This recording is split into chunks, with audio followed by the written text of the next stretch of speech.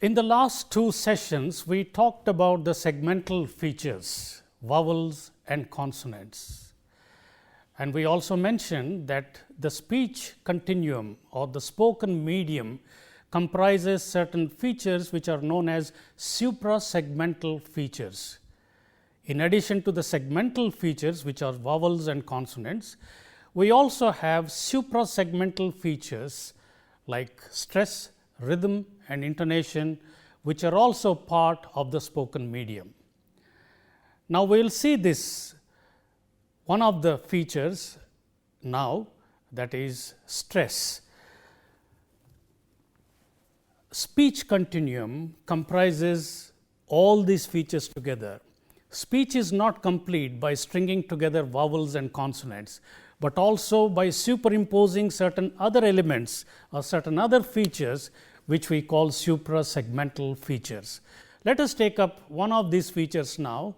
This is generally known as stress. In a general sense, this is also known as accent. And we say in a particular word, a particular syllable is stressed or accented. And we see this very clearly in dictionaries. When you open any dictionary of English, if you look up any word of more than one syllable, you invariably see a mark like this on a particular syllable of that word. What does this mean? It simply means that in this word, which is accent, there are two syllables in this word, and the stress is on the first syllable of this word. And this is marked invariably on all words of more than one syllable in all dictionaries of English. And this is a point for us to note very clearly, that this is a part of the phonological property of an English word. An English word is not complete just by stringing together vowels and consonants, and only by making one of the syllables stand out from others, or one of the syllables stressed or accented. Take for example another word like selection in English. If you look up this word in the dictionary for this word, you will notice that the stress mark is on this syllable. What does this mean? It simply means that in this word, out of the three syllables which are si, lek and shin, this syllable, the second syllable, has to stand out from the other syllables. In other words, you have to say this syllable louder than the others. So, you say it like this: selection. Can you hear that the syllable lek is highlighted here? It is made much louder compared to the other two syllables. Selection. It is not selection. If I say that, I have made the first syllable stand out from the others, which is a wrong pronunciation. So, we have to say selection, and this is an important part of English. And research conducted has shown that if you stress the syllable correctly when you pronounce the word in English, you have a greater chance of being understood by others easily than when you stress it wrongly or don't stress it at all. And many Indian speakers, not knowing this, they do not stress the words correctly because they are not aware of this. But it is a very important principle for us to keep in mind. And if you don't know which syllable in a word is stressed, you have to go to the dictionary, open the dictionary, find out where the stress is put and make that syllable stand out from others. It should be made much louder compared to other words. Now, the question that arises is, do you mean to say every time we want to say a word, we have to go to the dictionary? Yes, there is no other alternative. When you want to know the meaning of a particular English word, you have to go to the dictionary, find it out. Same is the case with word stress also. However, if you know if the word belongs to a particular pattern of English, then you can predict which syllable is stressed. For instance, we have what is known as shun words in English, words ending in tion. For example, this word itself ends in tion. The rule is, if a word ends in tion, the syllable immediately coming before shun is stressed. That is the rule. So, in this word, the syllable immediately coming before shun is lek. So, lek is stressed. So, we say selection, and this rule is universal. It applies to all words of English without exception. Selection or examination. Look at the word examination. If you see that there are 5 syllables in this word, exa, me, ne, and then shun. If you look up the dictionary, it marks the primary accent or the stress mark here on this syllable, because this is the syllable which comes just before shun. So, we pronounce it like this: examination. It is not examination, it is not examination, but it is examination, is a botheration, and so on. All words ending in shun have this pattern. You see what a difference it makes when you put the stress on the right syllable, and how correctly and how pleasantly it sounds compared to when you put the stress on the wrong syllable. And not only this, even words ending in ion or words ending in ian, the rule is the same. The syllable immediately preceding these endings gets the stress in English.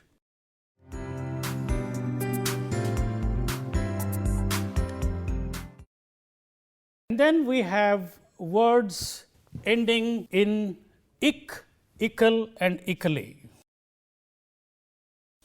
If you have words with these endings, the rule is again the same. The syllable immediately preceding these endings gets stress.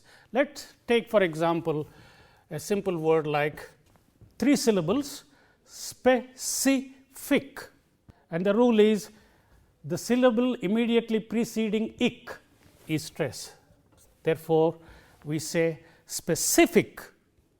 When we say that, we highlight this syllable, specific, and characteristic,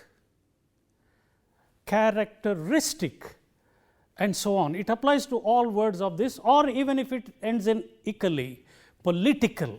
When we say political, before ickle it is li, and therefore we say political, and so on. The same thing applies for ickle also. Now, there is another rule where if the words end in ity, let us say, if the word ends in ity, the rule is the third syllable from the end gets stressed in such words. Take, for example, a simple word you are familiar with, 5 syllables, university, and ity is the suffix, and therefore, the syllable immediately preceding it is ver, and therefore, we say university.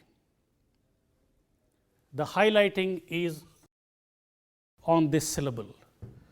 University, I study in a university. It is not university, it is not university, but it is university. This ver has to be highlighted. And similarly, take another word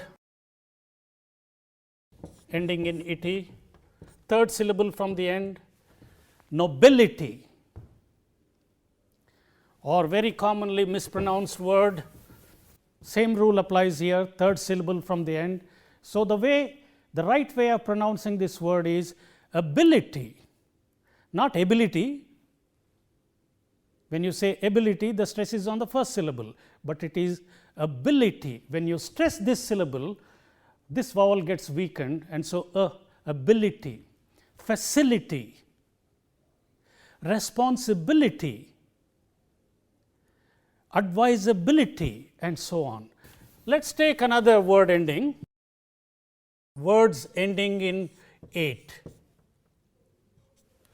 ate. The rule is the same here also. The third syllable from the end gets the stress. Let us take a word like 4 syllables in this word, participate. Applying the rule, third syllable from the end, 1, 2, 3. So, we say participate. It is not participate, but it is participate. And remember, when we stress this syllable, because the t occurs in the initial positions of the stress syllable here, it gets aspirated. So, we say t, participate. And similarly, it applies to all words ending in ate, educate, emancipate, and so on. In words ending in self, the stress is on stress itself. So, if you have this, the way it is pronounced is myself. You see, myself, it is not myself, but it is myself, yourself. I blame myself for this. You blame yourself for that. They blame themselves for that. The stress is on self itself in words ending in self. And then we have another pattern of words ending in double E. If a word ends in double E, the stress is on the last syllable of this word. For instance, a commonly used word, 3 syllables, employee, the stress is on the last syllable, and therefore, we pronounce it employee, nominee, referee, and so on. We have another pattern of words ending in QUE, and this is, let us take 2 syllables in this word, you and Nick. The stress is on the last syllable in words like this. So, the way of pronouncing it correctly is unique. It is not unique, but it is unique. And many people mispronounce this word, and in many situations they sometimes they say it is a unique opportunity for me. It is neither unique nor is it opportunity. Opportunity comes under this rule. So, it is opportunity, not opportunity, and therefore, unique opportunity. It is a unique opportunity to me to honor the guest here, and so on and so forth, which we have to keep in mind.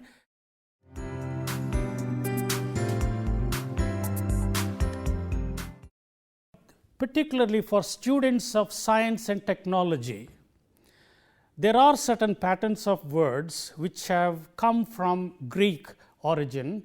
For example, words ending in logy, let us say. And this is a very important thing for many Indian students who study a subject without being able to pronounce that subject correctly. For instance, a subject like this. When you have the suffix logy, the syllable immediately preceding logy will be stressed. That is the rule. You highlight that syllable, and therefore, you say psychology. You see, psychology. It is not psychology. It is not psychology, but it is psychology, and it applies to all words ending in logy. Psychology, biology, ophthalmology, helminthology, phonology, and same is the case with words ending in graphy. The same rule applies. The syllable immediately preceding graphy is stressed.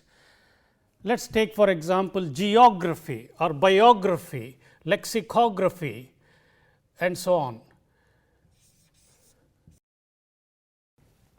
the syllable immediately preceding gr is o. So, geography, biography, lexicography, calligraphy and so on. This is another thing which you have to keep in mind, because many students, not knowing this, can't even pronounce the subject that they are graduating in. And then we have certain other minor patterns, which probably if you look up certain books of phonetics like Gimson's Introduction to the Pronunciation of English, you can get some of these patterns. The important thing to keep in mind is word stress is very important in English. The difference between English and Indian languages is, while in Indian languages the stress does not operate at phonological level, in English it does. And that is the reason why if you look up any dictionary of English, the stress mark is there invariably on all words of more than one syllable, but that is not the case with dictionaries of Indian languages. That is the difference.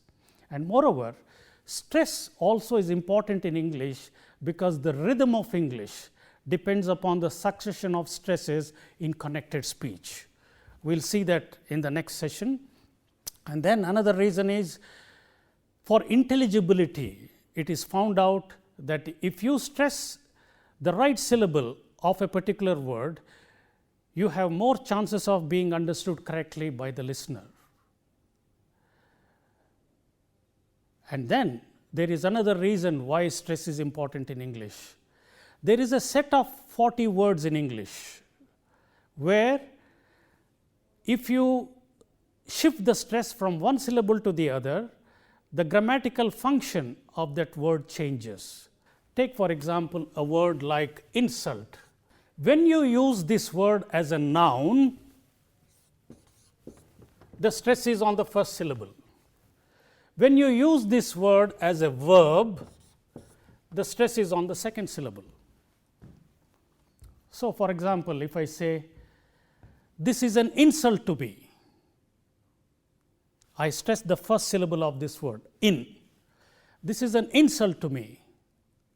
But if we want to use this word as a verb, I do not want to insult you. I do not want to insult you. Stress is on the second syllable, because it is used as a verb in this context.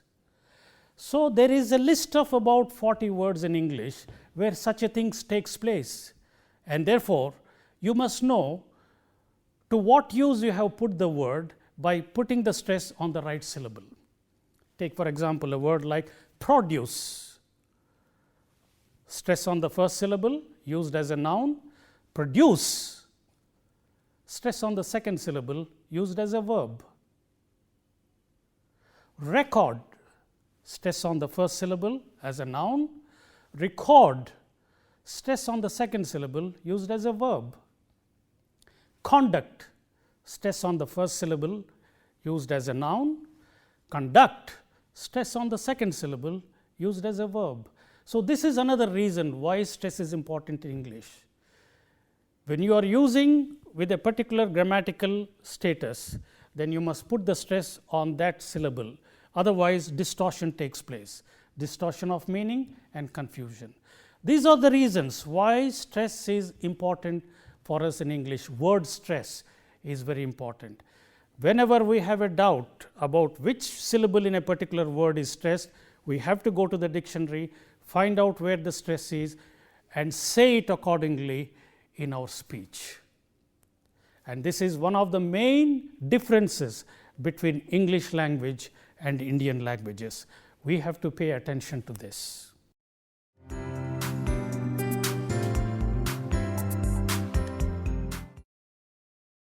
Let us look at a few more patterns of word endings in English and how the stress applies on words of these patterns. Let us take words ending in ETTE, words like cassette or cigarette.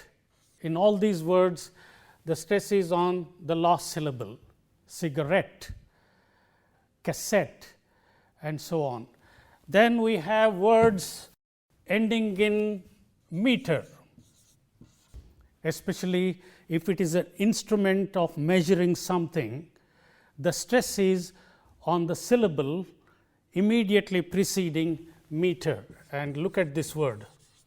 In this word, the syllable immediately preceding meter is this, and therefore, we pronounce it thermometer, not thermometer, but thermometer, lactometer, barometer, and so on. When we use a group of words as a phrase, a noun phrase, there is a pattern of stressing a noun phrase. A noun phrase is a family of noun where the head, that is the main noun, comes at the end. It may be preceded by a number of modifiers as adjectives or determiners and so on. Example like university grants commission. This is a noun phrase. It is basically a commission. So, commission is the head word, and grants and university are modifiers which modify commission, and therefore, the head of the family has to get the highlight in this thing, and therefore, the most important accent, I will put it with a slant line, it should be on that word, and there will be another stress here and another stress here. So, the right way of pronouncing this phrase is university grants commission. Can you see how the word commission stands out from grants and university comparatively? University grants commission told me, the university grants commission gave me this fellowship. That is the right way of stressing this phrase. It is not university grants commission. Even when you abbreviate it, the pattern will be the same. The most important stress comes here, and there will be one here, there will be one here. So, we say UGC, UGC, the C gets most important stress here. It is not UGC. It is not right to say I know the UGC. It is I know the UGC, and similarly, the degree that many of us get stands for Master of Arts. The most important stress is here, and so the right way of saying it is MA. I did my MA from FLU. I did my BA from Osmania University. I did my MBBS from Goa University, and so on. So, the noun phrases in full form or in abbreviated form have this kind of stress pattern, where the important stress, most important stress comes on the head word, which is generally towards the end of this. So, when we pronounce that, putting the right stress in the right order, in the right position, gives weight and gives polish to our speech. Otherwise, the meaning gets a little distorted, and people may confuse about what we are saying. So, this is another aspect we have to keep in mind when we speak English, not only our word stress, but also our phrase stress, whether it is noun phrase or even verb phrase. In the verb phrase also, the main verb generally gets the main stress compared to the auxiliary verbs, etc. And this aspect we will take up later in the next session when we talk about the sentence stress.